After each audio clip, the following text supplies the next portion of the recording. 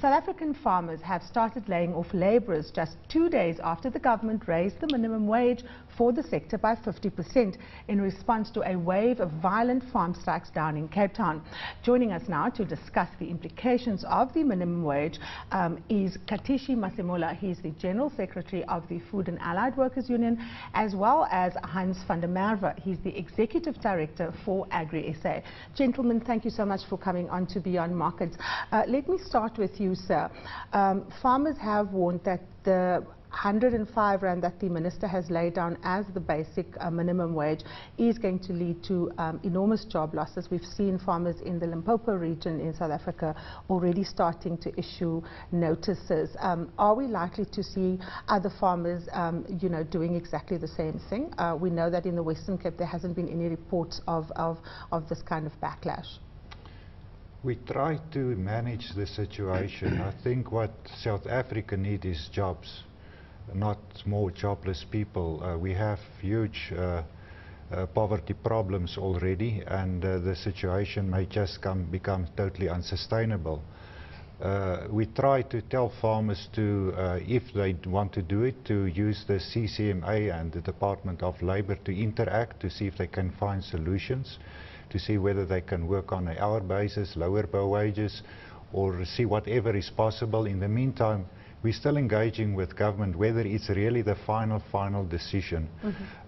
Because it is not what we only said. The research, objective research indicated that at this level there will be major restructuring, not because farmers want to do so, because if they want to survive in a global market where they have to compete with very effective producers from Southern America, from Australia and New Zealand in marketplaces, then you have to look at the factor cost as such, and if it becomes too high a proportion, machine will replace man. Okay, that's unfortunately the case. Let me bring Mr. Masemola in here. You've released a statement condemning what you call the knee-jerk reaction by farmers. Surely you have to take into consideration some of the issues that Agri-sa is raising, in the same way as Agri-sa will have to take into consideration that your members also cannot survive on the 70 rand per day that they were being paid, considering the price of petrol, the price of electricity, etc., etc. How are you going to find each other? Well, firstly, had we had genuine and sincere and meaningful negotiations prior to the sectoral determination, it's possible that we could have settled at less than 105 between ourselves and farm owners. But unfortunately it went to an extent of the minister making a pronouncement. In any case, the clarion call by our members was 150 rand per day, and that also is considered to be far from sustaining any life meaningfully for a family. But in any case, we're still open to an idea of further talks for as long as they are genuine and they seek to find solution. And I'm happy to hear from Agri-sa that that kind of an attitude is what is being encouraged. On a farm by farm or on a sector basis, we have to have the sector talking, because ultimately any meaningful solution, long-lasting, is going to emerge out of sincere talks. Now, the question of sincere talks leading up to the process where the minister makes a determination, we've seen that the strikes were often violent. We've seen that there were accusations from both sides that people were not sticking to the arrangements, that there was intimidation, that there was violence, both from the side of workers, but also groups linked to farmers, where workers allege that they've been intimidated. Now that the minister's come up with a figure, is it not perhaps important to reflect from both sides, and I'll start with Agri-sa, that the way in which you conduct yourself as a key player in determining what eventually is set for the sector, that you should have done things differently? I know that FAO, when I spoke with Mr. Masemola previously, they said that they can't push for 150 rand because they know that it's not possible in all cases. But I hear that TAO here, certainly in Gauteng, is saying they want to go only as high as 80 rand a day. About the process, I think we need to reflect on it and assess how can we deal with it differently in future as well. fact of the matter is that the Basic Conditions of Employment Act is intended to serve the interests of sectors where you have vulnerable workers, and it is very difficult and in most cases unorganized from a labor side sector. Also on the employer side, with a very diverse group of participants where it is very difficult to standardize wage arrangements. So the intent of a Basic Conditions of Employment determination is to set a minimum entry-level wage. That isn't supposed to be the living wage and the real wage. It should be for mostly an unskilled worker and in many cases a part-time worker as well. And what was, I think, very misleading is the process indicates that the minister decides on advice of the employment's condition after the department has solicited input on the issue and therefore requested, and Labour agreed, that it doesn't help throwing around numbers. Do a proper academic analysis, independent analysis of what the effect of various wage scenarios will be on the sustainability of the sector and eventually on jobs as well. And we deemed that very important to provide that as an input for the Employment Conditions Commission to say this is the best information to balance the interest of workers to that of employees. And it is not a negotiating thing, as if you have a bargaining council in a well-structured industry. So I think people were misled all the time about our ability to do so. And even if agri-sa agreed to a number at that stage, it could not be enforced. The only way that you can determine a minimum wage is by sectoral determination by the minister, and that process had been supportive all along the way by our organisation. Let me bring you in here, Mr. Basimola. The process itself, you have acknowledged that you are open for negotiations.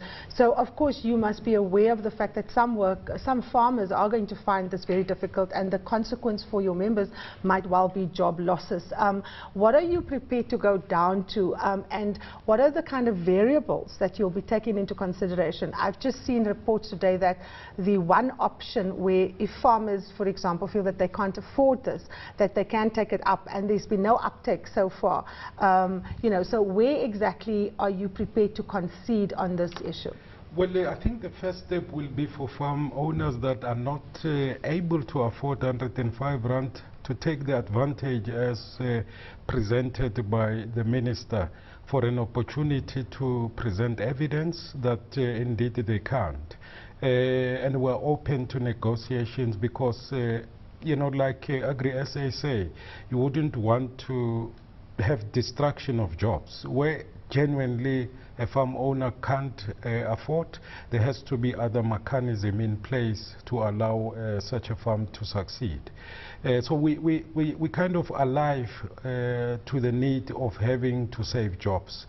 But look, with the issue of 150 and beyond, let me just indicate that some of the ideas we have circles around issues of subsidy, issues of protecting the industry against what we call unfair imported competition, either from the highly subsidized European products. We as a union... You're talking about the range of measures? Yeah, a range of measures ultimately to ensure that, because it's not in our interest to destroy or kill agricultural sector in South Africa. It strikes me here that what needs to happen is for you to come around the table and talk, because both players here seem to have very, very real concerns that around which you can find consensus. If that is the case, and I'm putting this question to both gentlemen, why did it have to go as far as it did? Why did people have to get hurt, in some cases killed, for the various players to sit around the table and to say the way we're doing things currently is unsustainable, both from the point of view of farm workers and farmers? Agri-sa. I think there needs to be an inquiry into the real motives, real reasons behind it. I think the wage issue are just the ears of the hippopotamus. It is an issue for sure with great concern to many people, but I believe there are many other issues, many other socio-economic issues. Just to cite an example, if you work for 2 or 3 months a year you can raise the wage much higher. But if you're unemployed for 8 months a year and you live in a squatter camp with bad services, I think you're exploitable for many reasons. South Africa needs an economy that grows, that can provide full-time quality jobs. And I believe some of the motives of these people, or the lack of understanding of what they're actually doing and what they've achieved now, is going to be more poverty, more structural adjustments away from job creation, much distrust amongst investors. And just to cite this example of getting asking for relief through this mechanism, Section 50 of the Employment Conditions Act. You must open your books and everything, but why is that not something that farmers are exercising? Because they've tried it in the past and it were obviously just rejected. They distrust the process totally. Secondly, it's not a long-term relief. It lasts for 1 year, then you must do it again. And the minister herself said, it's supposed to be not the living wage, it is supposed to be the basic wage, the entry-level wage. So everyone should actually be able to afford it. And you cannot continuously apply to be exempted from it because you're small or medium-sized. And it's going, unfortunately, to ruin that section and the transformation policies of the sector because of what is happening. And I think it was a bad decision. 30 seconds, Mr. Masemola. Well, we believe that poverty and other factors need to be addressed, like agri-sa says, because you know, in informal settlement next to these farms, the squalor conditions are unacceptable. But when you go to the farms as well, for those workers who dwell on farms, the situation is not different. In fact, it may be worse. So in both on farms and off farms, social conditions ought to be addressed.